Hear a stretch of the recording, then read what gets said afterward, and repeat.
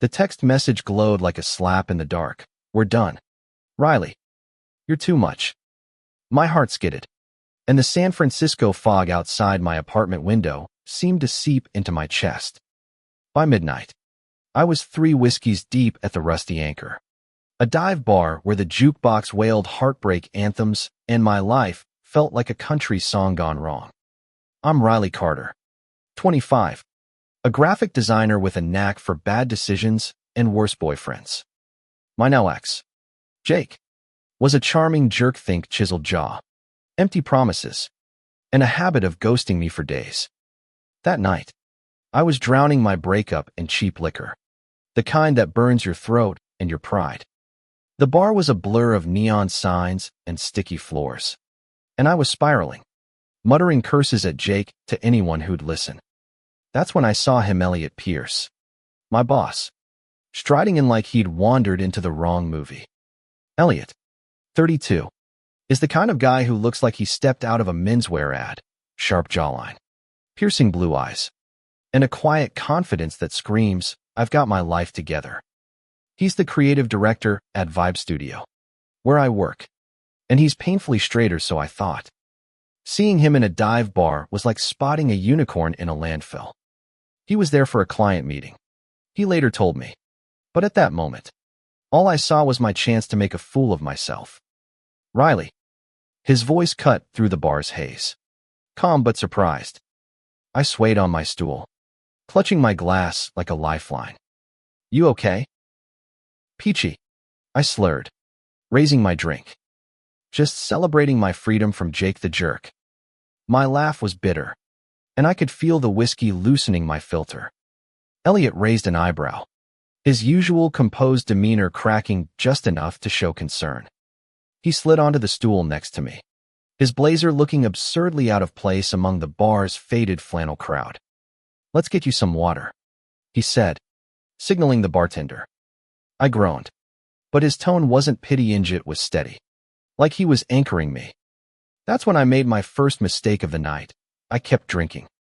2 more shots, and I was ranting about Jake, about how he'd called me needy and left me with nothing but a half-empty apartment and a bruised ego. Elliot listened, his eyes softening in a way I'd never noticed at work. He didn't interrupt, didn't judge, just let me spill my mess of a heart. By 1 a.m., I was a disaster. The room spun, and my words slurred into nonsense. Elliot, ever the responsible one, offered to drive me home. I should have said no, but my brain was swimming in whiskey, and his steady hand on my arm felt like the only thing keeping me upright. We made it to his sleek black Audi, and I collapsed into the passenger seat, mumbling apologies. Then it happened, the moment that changed everything. Halfway to my apartment, my stomach lurched, and before I could warn him, I threw up. All over his pristine car interior. All over him. Oh God, I groaned, mortified, as the smell hit us both. Elliot froze, his hands gripping the steering wheel. For a second, I thought he'd fire me on the spot. Instead, he let out a low, incredulous laugh. Riley, he said, shaking his head, you owe me a new suit. I was too humiliated to respond. He drove the rest of the way in silence. But when we reached my apartment in the Mission District, he didn't just drop me off. He walked me to my door, made sure I had water, and even left an aspirin on my nightstand. As he turned to leave, his hand lingered on my shoulder, and I caught a flicker of something in his eyes, something that wasn't just pity or professionalism. But I was too drunk, too broken, to process it. The next morning, I woke to a pounding headache and a text from Elliot. Check your email. And drink water. My inbox held a single message from him. You're not fired. But we need to talk. Lunch. Noon. Cafe Luna. My stomach dropped, not from the hangover, but from the realization that I'd made a spectacle of myself in front of the one person whose respect I craved. I dragged myself to the cafe, a cozy spot with exposed brick and the smell of fresh coffee, bracing for a lecture. Elliot was already there, looking unfairly composed in a crisp white shirt. You look like death, he said, sliding a coffee toward me. His tone was light, but his eyes were searching, like he was trying to piece me together. Last night was eventful. I'm so sorry, I blurted, my face burning. I'll pay for the cleaning. I swear. He waved it off. It's just a car. And a suit. He leaned forward, his voice softening. But you're not okay. Riley, talk to me. I didn't know where to start. How do you tell you're straight? Perfect boss that you're a mess because your boyfriend dumped you for being too much? That you're gay? And every relationship you've had feels like a crash course in heartbreak. But Elliot's steady gaze pulled the words out of me. I told him about Jake. About the loneliness that clung to me like damp fog. And he listened. Really listened. In a way that made me feel seen for the first time in months. That lunch stretched into hours. The cafe emptying around us. Elliot shared his own stories, not of breakups, but of pressure. Of being the perfect son in a family that expected him to have all the answers. It was the first time I saw him as more than my boss. She was human. Flawed. And kind. When we finally stood to leave, his hand brushed mine, and my heart stuttered. It was nothing, I told myself. He's straight. He's just being nice. But as we stepped into the golden San Francisco afternoon, something had shifted. The air between us felt charged, like the moment before a storm. I didn't know it then, but that night at the Rusty Anchor wasn't just the end of my relationship with Jake. It was the start of something else, something terrifying, beautiful, and entirely unexpected. The next week at Vibe Studio was a tightrope walk. I kept expecting Elliot to revert to his polished, professional self, but he didn't. He'd stop by my desk with a coffee, ask how I was holding up, or drop a dry joke about my legendary bar performance. Each interaction left me flustered, caught between gratitude and a dangerous spark of hope. I tried to squash it. Elliot was straight, my boss, and way out of my league. But my heart wasn't listening. San Francisco hummed with its usual chaos, cable cars clanging, tech bros shouting into earbuds, the scent of sourdough and sea salt in the air. I threw myself into work, designing ad campaigns with a fervor that bordered on obsessive. Anything to distract from the memory of Elliot's hand on my shoulder, or the way his laugh crinkled his eyes. My coworker, Mia, a 28-year-old illustrator with a sharp wit and a rainbow pin on her backpack, noticed my distraction.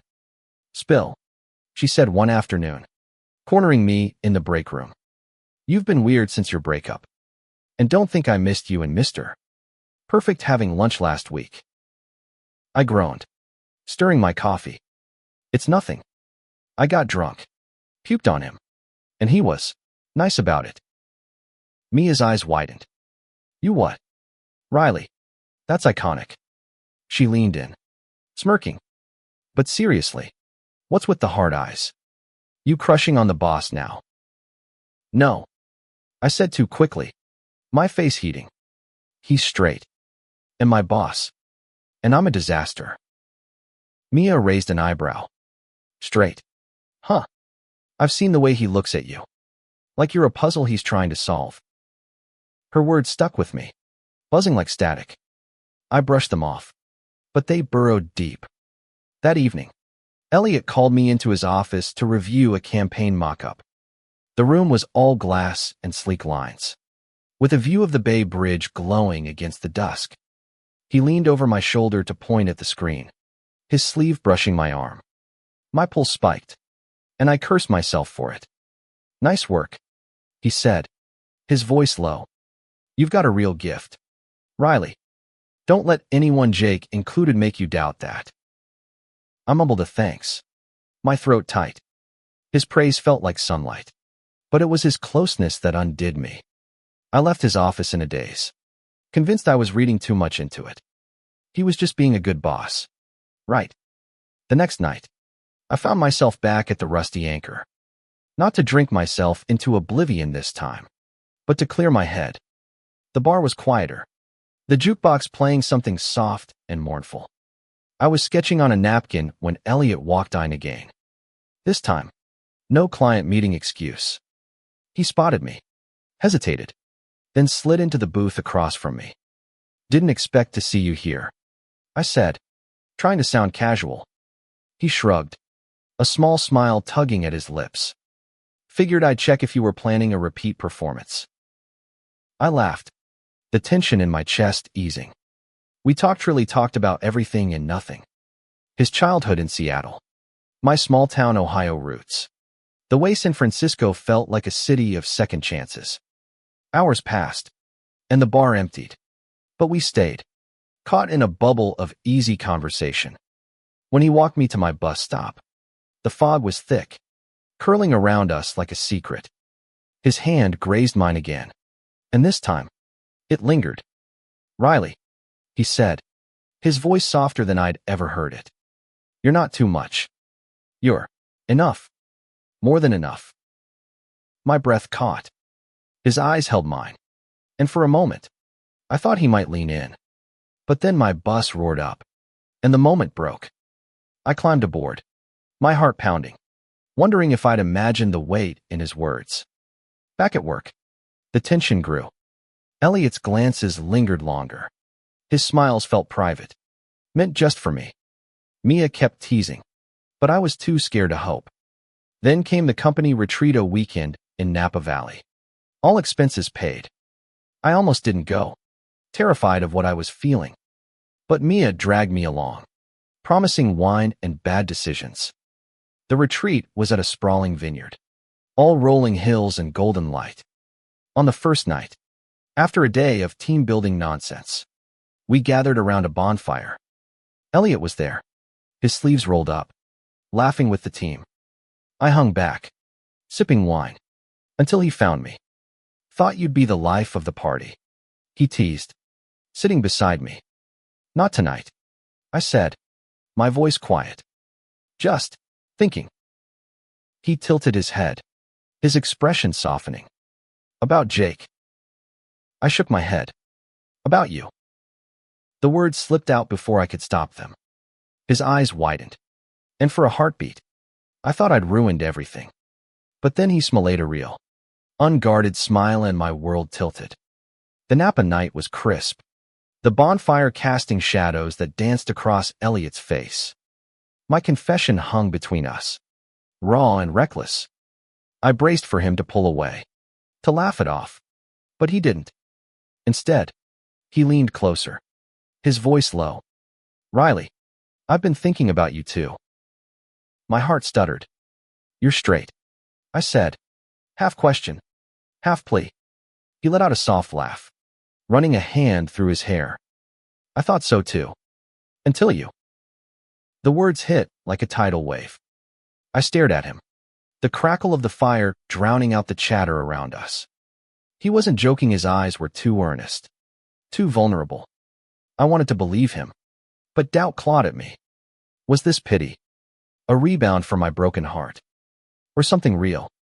Before I could spiral, he touched my hand, his fingers warm against mine. "I don't have all the answers," he said, "but I know I feel something when I'm with you. Something I can't ignore." I swallowed hard, my pulse racing. "Elliot, I'm a mess. You saw me at my worst. And I'm still here," he said simply. The rest of the retreat was a blur of stolen glances and quiet moments. We didn't talk about it again, not yet, but every brush of his shoulder, every shared smile, felt like a promise. Back in San Francisco, the tension followed us. Work became a minefield of unspoken feelings. I'd catch him watching me during meetings, his gaze lingering a beat too long. Mia, of course, noticed everything. "You two are ridiculous," she said one day, tossing a sketchpad at me. "Just kiss already." I flushed, muttering something about professionalism. But the truth was, I was terrified. Elliot wasn't just my boss, she was a risk. If this went wrong, I could lose my job, my heart, everything. Then came the night that changed it all. It was a Friday, and Vibe Studio was hosting a gallery event to showcase our latest campaign. The loft space was packed with clients, artists, and too much wine. I was in my element, charming the crowd, when Elliot pulled me aside. "Can we talk?" he asked, his voice tight. We slipped into a quiet corner, the hum of the party fading. "I can't keep pretending," he said, his eyes searching mine. "I'm falling for you, Riley, and it scares the hell out of me." My breath caught. "You're not gay," I said, the words a reflex. "I don't know what I am," he admitted, "but I know I want you." He stepped closer, and before I could overthink it, he kissed me. It was soft at first, tentative, then deeper, like he'd been holding back for weeks. The world fell away, the party, the doubts, everything. When we pulled apart, I was trembling, but so was he. We didn't tell anyone. Not yet.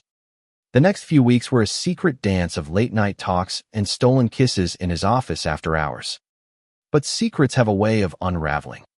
Jake, my ex, reappeared, texting apologies and begging to meet. I ignored him, but he showed up at the studio one day, all charm and desperation. "I messed up, Riley," he said, grabbing my arm. "Give me another chance." I yanked free, anger flaring. "You don't get to do this, Jake. I'm done." Elliot walked in just then, his face unreadable. Jake's eyes narrowed, sensing the shift. "What? You're with him now?" he sneered, gesturing at Elliot. "Your boss. Real classy, Riley." "Leave," Elliot said, his voice like steel. Jake scoffed but backed off, slinking out.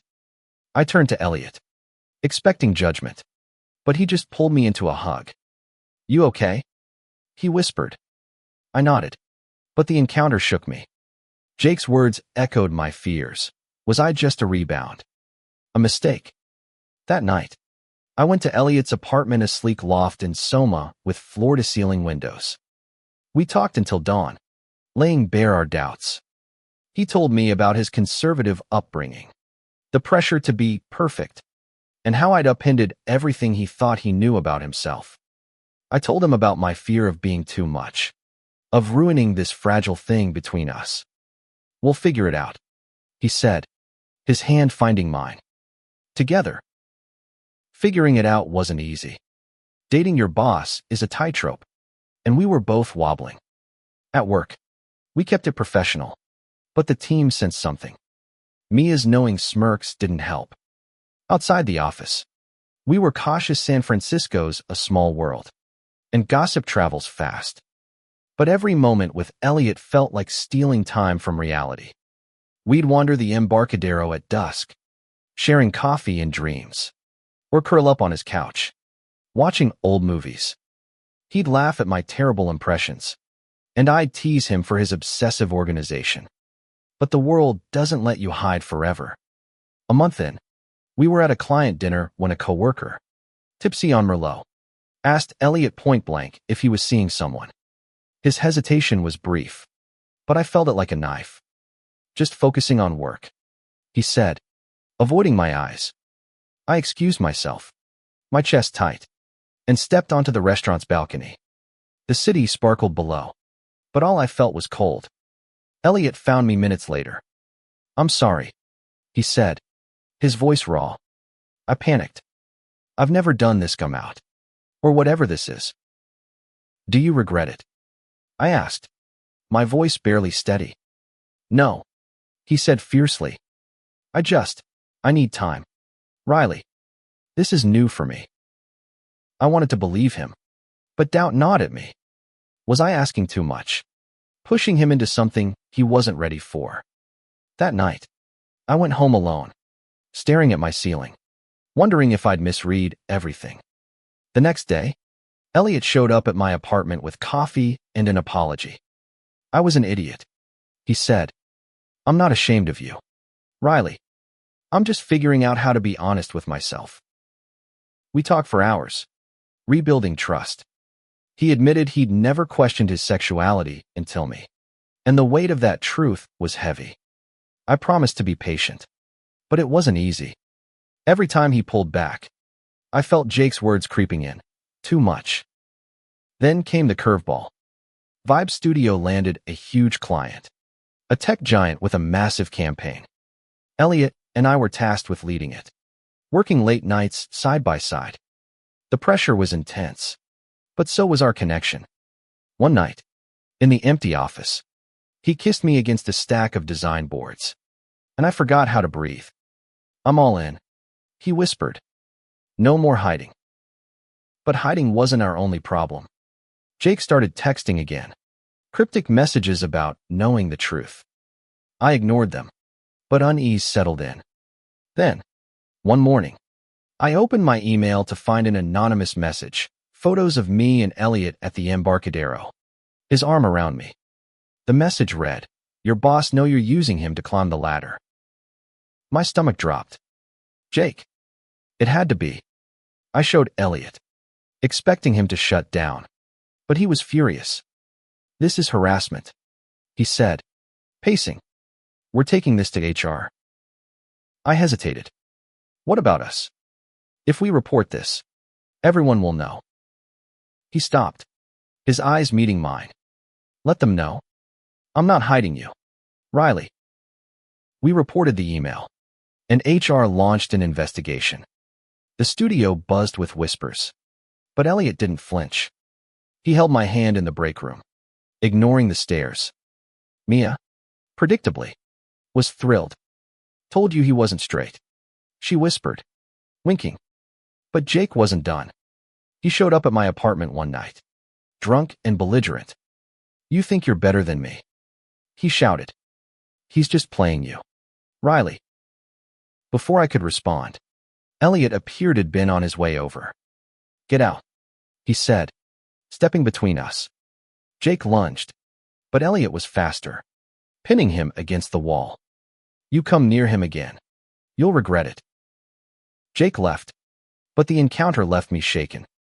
Elliot stayed, holding me until the fear ebbed.